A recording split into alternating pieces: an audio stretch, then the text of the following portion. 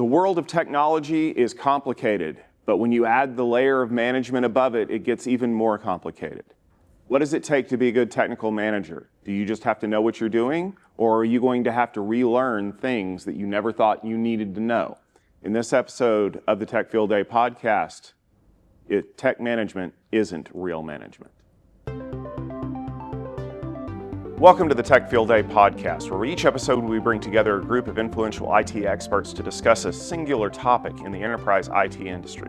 Tech Field Day is a part of the Futurum Group, and we often record this podcast in association with one of our Tech Field Day events.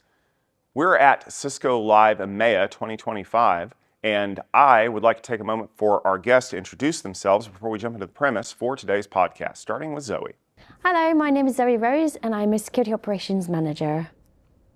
Hey, I'm Dominik Pickhardt out of Berlin. Security is my passion since the last 2 decades. Hello, I'm David Penaloza. I'm a consulting engineer working on SD-WAN and ACI mostly on a daily basis. And I'm Tom Hollingsworth, event lead and practice lead here at Tech Field Day, part of the Futurum Group. Let's jump into the premise for today's episode. We all know that eventually, when you do well in your role, you're going to get promoted into management. It doesn't matter whether you're an individual contributor or technical. However, being a technical manager has a different spin on things, and there's a lot of other concerns that you have to think about, including the fact that you could find yourself hitting a very high ceiling before you know it. The premise for this episode is that tech management isn't real management. Hopefully you're not already trying to type out a comment saying that I'm wrong, but I want to open this up to our wonderful panel here, because one of the things that I think we lose sight of is the fact that when technical people are promoted into leadership and management roles, they often have to wear different hats. I mean, I can say by show of hands, just because I am now managing people doesn't mean I also don't get phone calls to go fix the really hard problems. It's just now I have to figure out how my team's supposed to work when we do that. Is that something that you guys have encountered in your roles, whether you're in a leadership role or you work for someone who's been moved into a leadership role as a technical person? Yeah, I mean, I think the hardest is actually having to deal with the very challenging tasks that are technical when I'm not as hands-on day to day as well. So I might not know the tooling as well as I used to. So I think wearing all those different hats, but not having the in-depth knowledge of all the different areas makes it a little bit stressful. I also like the term of you're hired up until you're incompetent. So hopefully I'm not incompetent, but I'm not as skilled at my current job that I was at my last job. I mean, I'm a tech. My experience with technology was I got to do all the things, and now I have to tell people to do all the things. So yeah, I would say it's pretty accurate. Peter principle at work, you're promoted to your level of incompetence. Yeah. I get that. And as funny as it sounds, it really does feel like sometimes people who are even above me on the chain are less impacted by the individual pieces of the job. They have more of a strategic thinking around things. So maybe they don't know why the router is important, but they understand why the line of business that it creates is critical. But that's what the feedback I always get is always, Zoe, you're going too in depth. Like, take a step back. I don't care about how it works day to day. What do you need to do? And so I have to put that different hat on of, okay, I'm not the tech at the moment. How can I plan this in a way that a tech wouldn't? Let's come back to that idea in just a minute. I want to give David and Dominik a chance to jump in. Does it make sense, though, to completely move yourself or abstract yourself away from the trenches? Not meaning in a bad way, but when you're in management, you have to look at things with simply with different eyes, but at the same time, forgetting about the people you're managing I think is also going into the other extreme, towards the other extreme. Oh, I agree. It's common that, okay, fine, we're going to be strategic. Everything looks wonderful in Excel until it doesn't. And then, oh my God, I forgot I'm actually managing humans, not, I don't know, Lego boxes or turtles or whatever. No, I actually like turtles. Okay, that was in a video before, right? So let's leave it at Legos. I don't know, what do you think? Yeah, also the problem is you have a classical management background, not a tech background, yeah? You're looking for KPIs, how many tickets have been solved over time and so on. But often in technology, we are discovering new frontiers. So AI, when it was a new technology, everybody was on the discovery phase, yeah? There was no KPI, no maintenance of business actions that you could measure. And often I see technology is changing all the time. We have this hype cycle. There's always coming new things in. It's hard for the management to, let's say, embrace this constant change, constant developing something new. Sometimes this is not measurable. It's really hard. Let's say somebody is doing a major cloud migration, yeah? And they do everything different than they did before on-premise, yeah? How do you measure all that, yeah? And to have a manager that is embracing that and is saying, my team was effective because they made this fundamental change. They embraced new technology. They were going forward. Maybe non-KPI was showing green and you solved a lot of tickets, but this was still the right thing. And it's kind of against the classical management approach. So how do you measure success then? Yeah. But that's a good point, because we have metrics for everything, right? And anybody who's ever watched Moneyball with Brad Pitt knows that you can just invent metrics for anything because there's always something that you need to measure. And the problem is that people at different levels measure things differently. And I love the fact that you guys bring up trouble tickets, because trouble tickets is actually one of those weird metrics that different people see differently. As technical people, we look at a solved trouble ticket as success, right? Customer had a problem. I fixed the problem.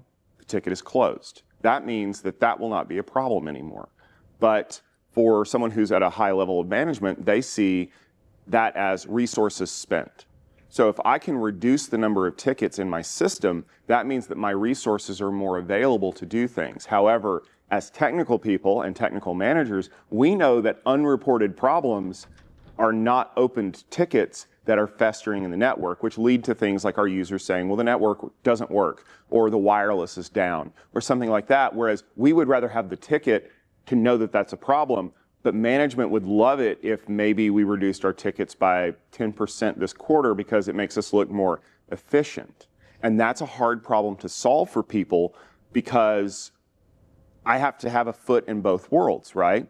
And coming back to the point you made, Zoe, it's like we're code switching at times, where it's like, I'm a technical person who has to solve this problem and make sure that the team is getting the job done, but I'm also a manager who has to sit in a meeting and explain why we did these things. And dancing back and forth with those two things can be very difficult. So is it a problem that technical people have, that they can't unlearn what they've learned before in order to be able to move up? Because that's the other thing that I think is important to note. Most of the people who are in the C-suite didn't start off on that tech path. Most of them have what we would consider to be a classical education in the other aspects of the business, whether it's finance or human resources or things like that. But I think from my perspective, I'm a woman working in security. It's pretty rare to see a woman working in a senior position in security. Thankfully, that's changing and it's getting better, but it's not 50-50.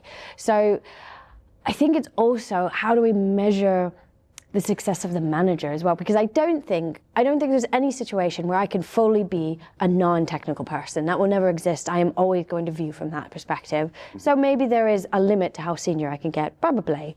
But also, it would be very detrimental if I did get to that point, because I'm then going to get to a point where I start assigning tasks that I don't know the impact to the end team member is. And so I say, well, why didn't you finish that yet? Or why didn't you investigate this hugely complex incident yet? I have to know what the impact to them is. Or what's ATA? Yeah. Yeah. But I can't do that effectively as a manager if I don't know what I'm asking them.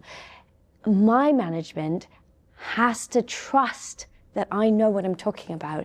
And I think to be an effective technical manager is you have to be able to build the business relationship with senior leadership, as well as understand the tech. Maybe not having as much hands-on day-to-day, but still understanding what you're asking. And that's a bloody hard position to be in. It is, and also it has its own limitations, but because in many cases you get stuck being mid-management. You cannot get to a senior position because simply the points of view are completely different, and then you would hit some sort of ceiling, and then you get stuck there. But one thing I will say is my current position, I'm a manager, I'm a people manager, therefore the company said, well, you have to take this people management training. And I said, management training? I've been a manager for a long time. And they said, just take it. And actually it was really beneficial. Some of it was stuff I'd learned before, but I did like specifically the bit about receiving feedback was very beneficial for me because I am not very good at getting positive feedback. But I found that beneficial, and it helped me view from other people's perspectives, and I enjoyed that. If I want to go to a more senior position, I probably need that traditional training that I never took. So business training, as boring as it sounds, probably would benefit me, and maybe I wouldn't hate it. Yeah, but to your point, the world is built on trust to other managers, to your team members. Everybody, if you trust each other, then you can be effective in the thing you do. Where I'm struggling often is the different tech tribes have to be treated differently, and often upper management just treat this as one technology. They don't see the difference. I make a practical example. I'm working in user support. A ticket comes in, I want to solve this as fast as possible to make the user happy, and there is an ETA and an SLA, how fast can you solve it, and you can measure this, yeah? Let's look at security, completely different stories. If you have a low number of tickets, maybe your visibility into your security, let's say, aspect is not very good, because a lot of the things you just don't get tickets for, yeah? So actually, it's the other way around. It's better to have more tickets with more qualified things, and then it's totally fine if a SOC engineer spends a whole day on a serious deep dive investigation, which would be kind of not nice for user problem resolution. So, and this needs to be understood from management that I have to treat this differently. These are two different things. Yeah. And something that you brought up, kind of talking about that traditional management training that a lot of people go through, it not only teaches you how to be a person who can manage people, but it also focuses the way that you react to certain situations. In a way, it makes you predictable. And that is one of the things to kind of point, to Dominik's point, upper management sees technology as like a department, like accounting or HR, when in fact we're a bunch of little departments. But the opposite is actually true too, because we see the C-suite as this weird council on high that makes decisions that sometimes don't impact us. And when you're on the outside of that group trying to get in as a management team member, that political culture inside of an organization can be challenging. And a perfect example of this is Pat Gelsinger. Pat Gelsinger, former CEO at Intel, is a technical person. Pat is one of the most technical people in the management suite anywhere. And he replaced a traditional CEO who was a finance person. He made his attempt to change Intel, and he was effectively run off by the finance people, because Pat's technical background did not mesh well with their financial outlook. Now, but that's a political decision, right? We need somebody who's not you, who does things differently than you, to do this. And I feel like, is that the case that you run into, where when you get to a certain point, that creates the upper bound of where you can go, because you don't know how to play the political game because you haven't been to the classes and built the business relationships and spent time, I don't know, on the golf course or something like that? Because like we make fun of that, right? Like, why are we going out to play golf when we could be over here fixing broken servers and stuff like that? But to them, the golf course is as much about the networking and business relationships as anything else. And to me, it's a waste of time and stupid shorts. But to some people, is that they haven't been trained in that. But some others are not even interested in learning it. I don't want to know how to play golf. No, not golf, but the political discussions. Yeah. I have bunch of colleagues who, when they got promoted to a management position, then they said, dude, the politics are horrible. Mm-hmm. I spend most of my time just discussing about things that in most cases make no sense. Mm-hmm. But they had to be discussed because. But it's a skill. It's a skill that you can learn, but maybe you don't want to. Mm-hmm. Like I, as a people manager, I ask people that I'm managing, what is your career path? Where do you want to go? And if they say management, I say, well, what experience do you have there? When have you ever managed anyone? Not to be condescending, but to understand, do you understand what you're saying? Because what I found is I'll then give them some tasks that are not the sexiest part, but a very vital part. For example, I always have interns. Could you manage this intern? I'll support you, but can you do that? And then maybe they realize, no, I hate it. So maybe the path I actually want is a subject matter expert. And so I want to go down the more technical path. And that's valid. I mean, if you don't want to go to senior leadership, don't bloody go, because you're going to be miserable. But if you've never done those tasks, you won't know. And if you do want to go in that journey, then you need to talk to your manager and they need to support you to get there. Maybe it's training, maybe it's shadowing, maybe it's doing some tasks together. Maybe that's the right way. I don't know. With all these layer 9 political shenanigans, yeah. So I think the good manager versus the bad management is kind of, you have to understand all these layers, yeah, from technical to political, all these streams, to understand if we want to go there, we want a fast, secure system, yeah. It's kind of this skill that you need to have to balance all these out. Financial, you need to have the budget to achieve something, you need to have the people to achieve something, you need to have the political backing to get there, and all this together then makes good management. Yeah. But I will say, they do say that diverse senior leadership makes a more successful business.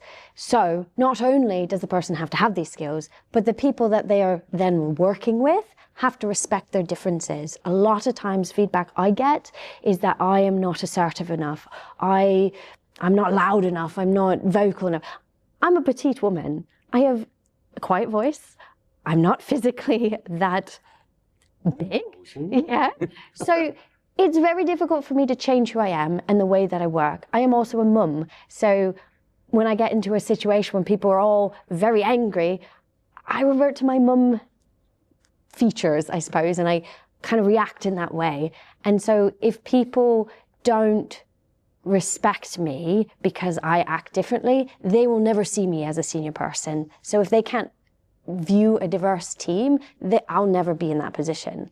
So I think it's both, I need to want to go there and they need to adjust their expectations as well. But it's a bit kind of, they have their style and they want you to follow their style, but at the end of the day, the outcome is the thing. There are many ways to be successful, and this is not only a one pass situation. So yeah, I think this is also a management thing. You have to acknowledge that not only one style is bringing you to success.